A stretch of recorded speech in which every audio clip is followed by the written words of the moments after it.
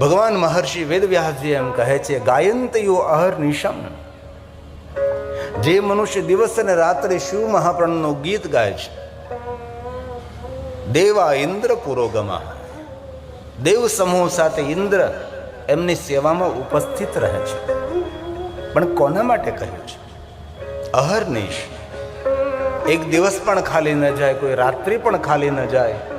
જે દિવસ અને રાત્રિ ભગવાન મહાદેવની કથાનું ગાયન કરે છે, એમની આજ્ઞાનું અનુસરણ કરવા માટે ઇન્દ્ર પ્રતીક્ષા કરે છે, ઇન્દ્ર રાહ જોવે છે. ભલે દિવસ અને રાત્રિ તો શિવ મહાપડ ગ્રંથનું ગાયન ન કરી શકીએ આપણે, સ્વાભાવિક છે, પરંતુ ક્યારેક ક્યારેક શ્લોકમ શ્લોકાર્ધમેવ ચ, અર્ધા શ્લોકનો પણ પાઠ કરીએ. પુરાણોનું અધ્યયન એ આપણું આરાધન છે. અનેક એવા મહાનુભાવો છે કે રોજ ધર્મગ્રંથોનું પારણ કરતા હોય છે, અને પારાયણ કરવું જ જોઈએ. જેમને ઋષિ યજ્ઞ પણ કહેવાય છે. વિદ્વાન આચાર્યો યજ્ઞ કરે એ યજ્ઞ તો આપણે ન કરી શકીએ, પણ કમસે કમ જ્ઞાન યજ્ઞ તો આપણે કરી શકીએ છીએ. એવું નથી કહેતો કે આ શિવ મહાપડ ગ્રંથનું જ પારાયણ કરો. આપને જે ગ્રંથ ઉપર પ્રીતિ હોય, આપની પરંપરાનો જે ગ્રંથ હોય, એનું રોજ વાંચન કરવું છે, જેને ઋષિ યજ્ઞ કહેવાય છે.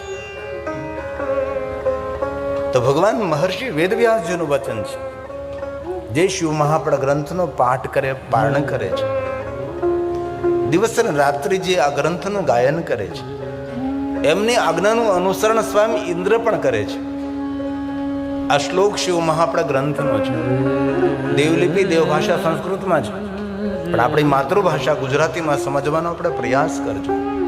એક એક શ્લોક મહાદેવની વંદના છે, એક એક શ્લોક શંકર ભગવાનની પૂજા છે. જીવનને પવિત્રતા પણ આપે છે અને આપણને પુણ્ય પણ આપે છે. એ શિવ મહાપડ ગ્રંથ છે. ભગવાન વ્યાસજી બોલે છે, એત શિવ પુરાણમ ગાયન્તિમેયો અહર્નિશમ આજ્ઞા તસ્ય પ્રતિષેધેન દેવા ઇન્દ્ર પુરોગમા, દેવા ઇન્દ્ર પુરોગમા. ઇન્દ્ર એકલા નહીં, દેવ સમૂહ સાથે ઇન્દ્ર એમની પ્રતીક્ષા કરે છે કે મને સેવા કરવાનો અવસર મળે. રોજ નહીં પણ સોમવાર હોય ત્યારે શિવ મહાપડ ગ્રંથનો વિશેષ પાઠ કરીએ આપણે. સોમવાર શાંતિ આપનારો, સંપત્તિ આપનારો, સુમતિ આપનારો છે. સોમવારના દિવસે ભગવાન મહાદેવની ઉપાસના કરે છે, તેના પર વિષ્ણુ પત્ની લક્ષ્મી રીઝે છે. કારણ કે વિષ્ણુ પત્ની લક્ષ્મી ભગવાન મહાદેવના પરમ ભક્ત છે. અરે કોઈ પણ દેવતાઓની કથા જુઓ, મૂળમાં તો ભગવાન શિવ છે. કારણ કે શિવ વગર આ જગત અને જીવન બધું અધૂરું છે. સોમવારે પણ શિવ મહાપડ ગ્રંથનો પાઠ ન કરી શકો, પારણ ન કરી શકો, તો મહિનામાં એકવાર તો કરી શકીએ ને. ત્રયોદશી વ્રત કરે હંમેશા, તાકે તન નહીં રહે કલેશા.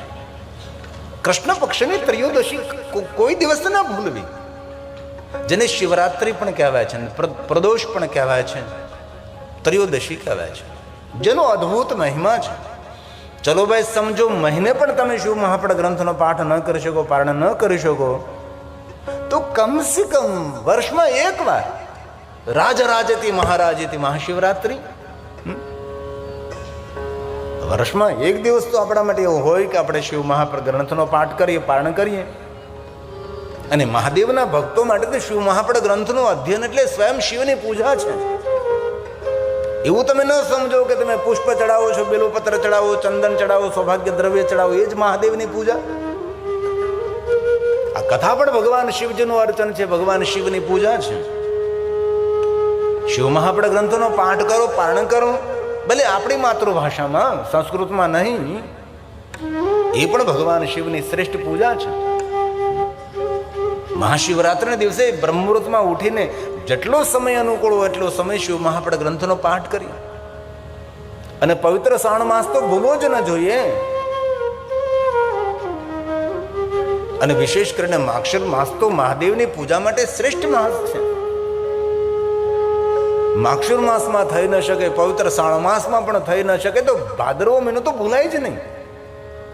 આપણા દરેક પિતૃને તૃપ્ત કરનારો મહિનો ભાદરવો મહિનો છે.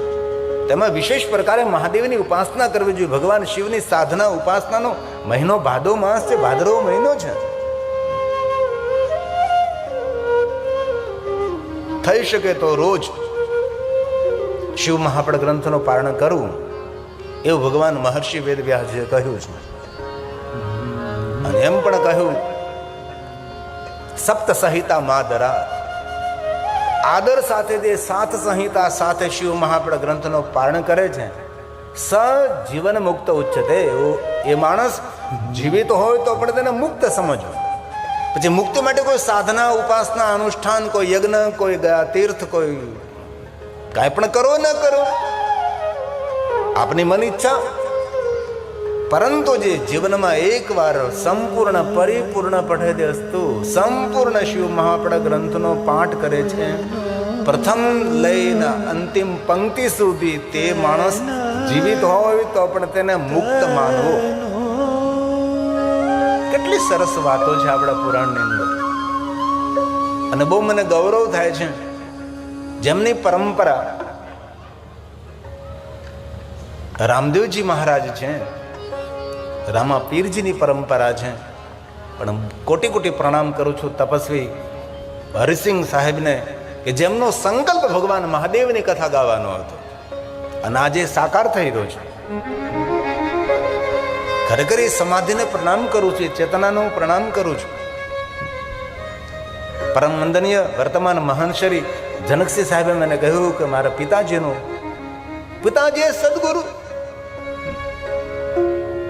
અને આપણી સનાતનની પરંપરા છે સદગુરુ પરંપરા. શિવ મહાપડ ગ્રંથની અંદર ગુરુ મહાત્મ્યના ઘણા બધા શ્લોકો છે. સદગુણોનું વર્ણન છે, સદગુરુનો મહિમાનું વર્ણન છે, તેની પરંપરાનું વર્ણન છે.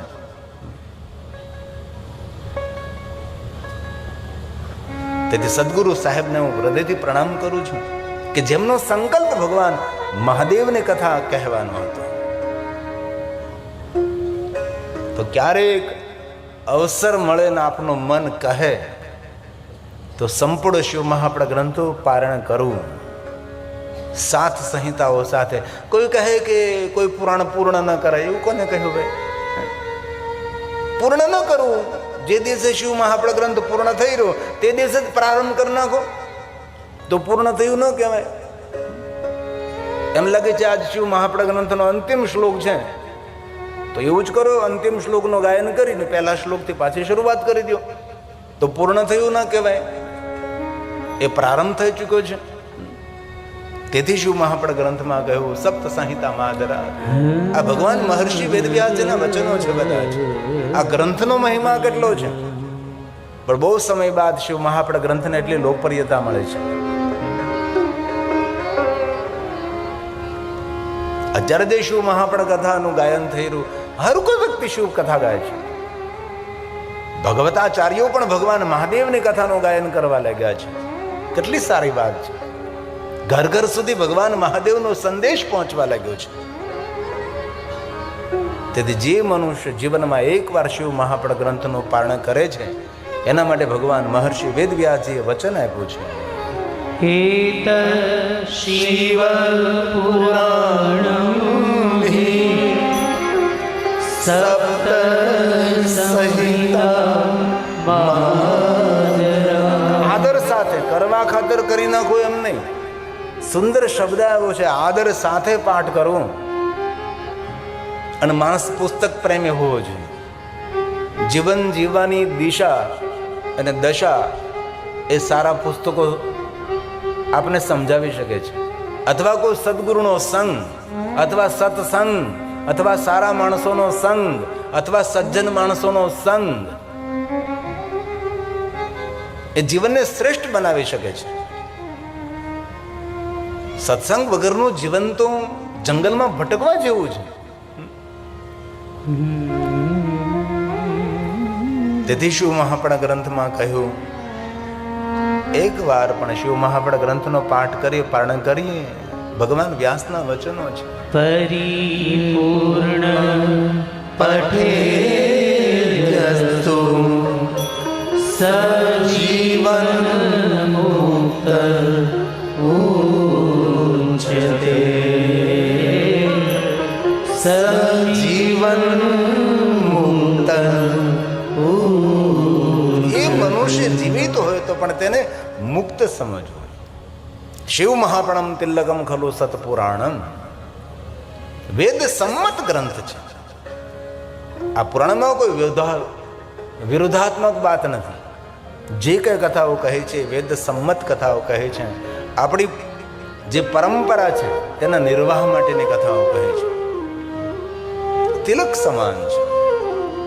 અને આપણે સૌ જાણીએ છીએ કે આપણી સનાતની પરંપરામાં તિલકનો બહુ જ મહિમા છે.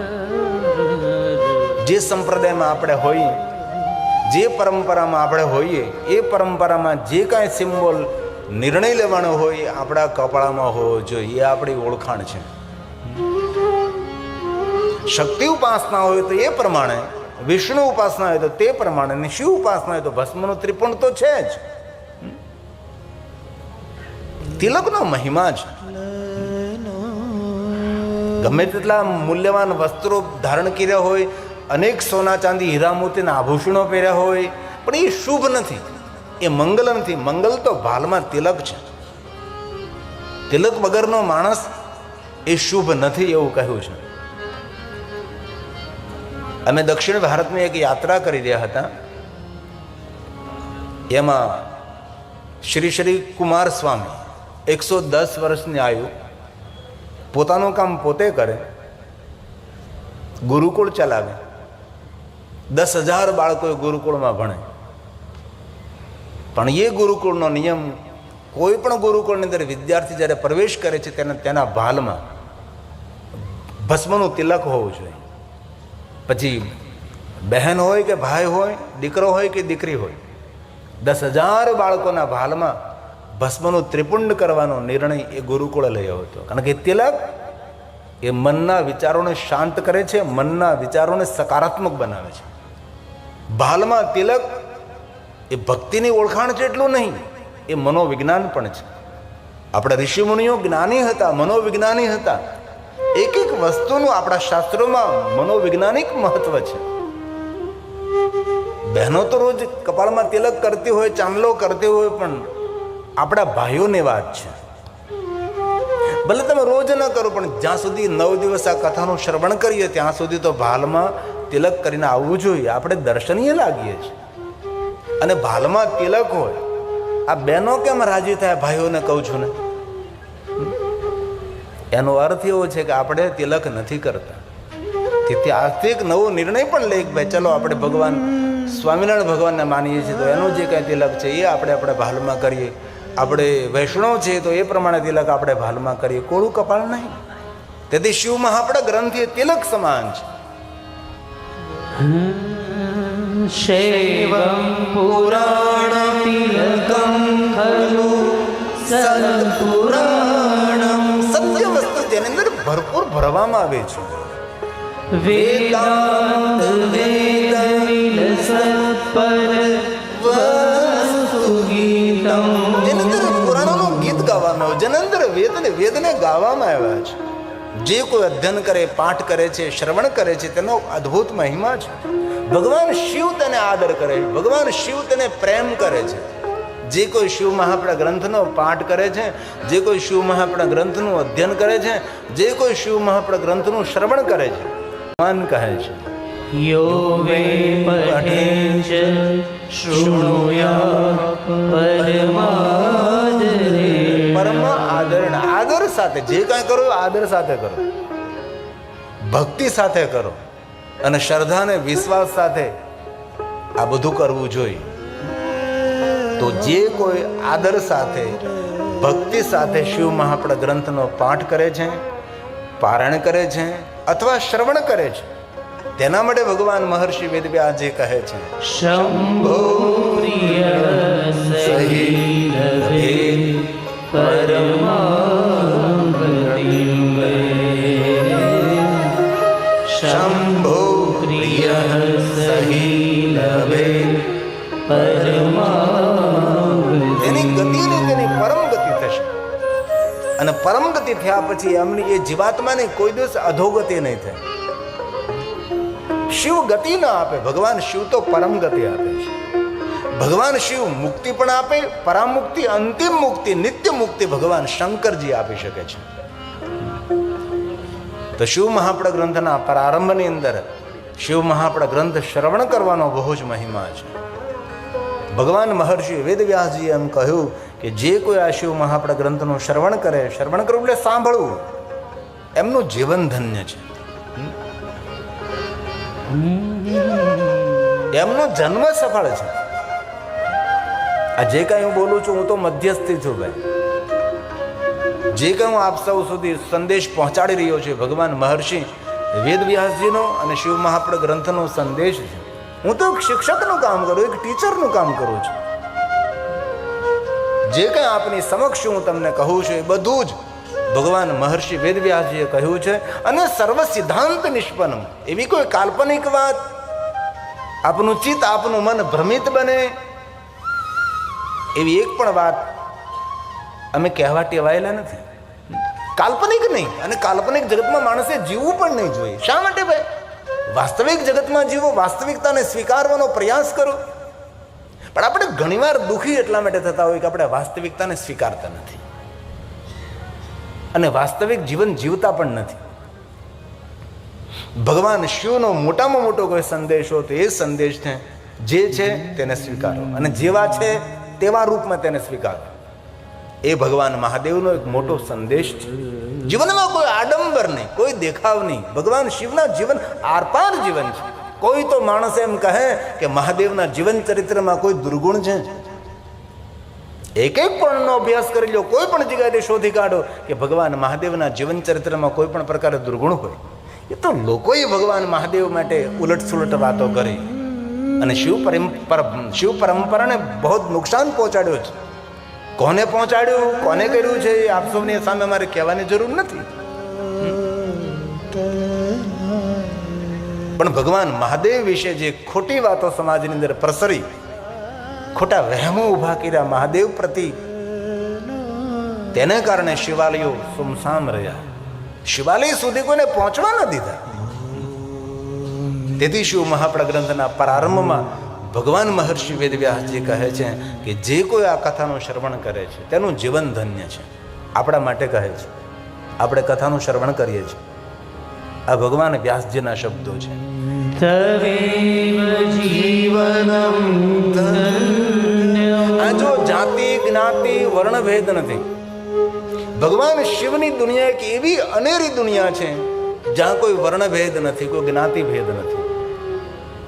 દરેકનો સ્વીકાર કરનારા ભગવાન શિવ છે. શિવ મહાપડ ગ્રંથમાં તો ઓછી કથાઓ છે, બાકી તામિલી ગ્રંથોમાં તમે કથા વાંચો ને તો તમને એમ થાય કે આવા લોકો પર ભગવાન મહાદેવજી પ્રસન્ન થયા હશે. એટલા વનવાસીઓને ભગવાન શિવ મળ્યા છે. વનેશ્વર મહાદેવ લિંગ સ્વરૂપે ભગવાન શિવ પ્રગટ રહ્યા. અનુગ્રહાય લોકાનામ લિંગ રૂપેણ સતમઃ. હરણાઓને મારીને પોતાનું જીવન ચલાવનારા ઉપર ભગવાન શંકરજી પ્રસન્ન થયા તેની ભક્તિને કારણે. અને ભીલેશ્વર લિંગ સ્વરૂપે ભગવાન પ્રગટ રહ્યા છે.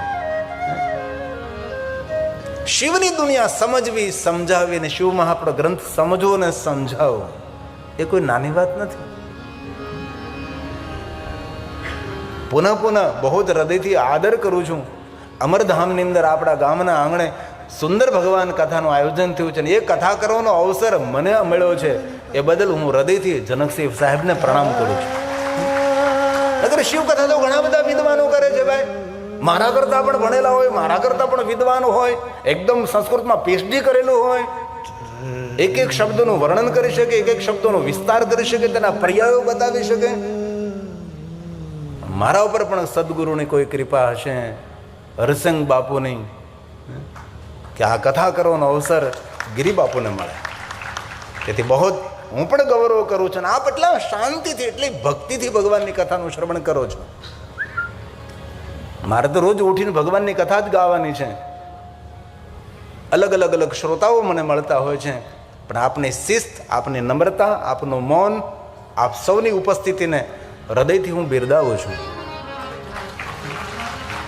તેથી જે કોઈ કથાનું શ્રવણ કરે છે તેના માટે ભગવાન બોલે છે. તવેવ જીવનમ ધન્યમ તવેવ જન્મ સફલમ. જે કોઈ કથાનું શ્રવણ કરે તેનું જીવન સફળ છે. ધરતી પર તેનો જન્મ લેવો સફળ છે. અને હવે શું કહે છે?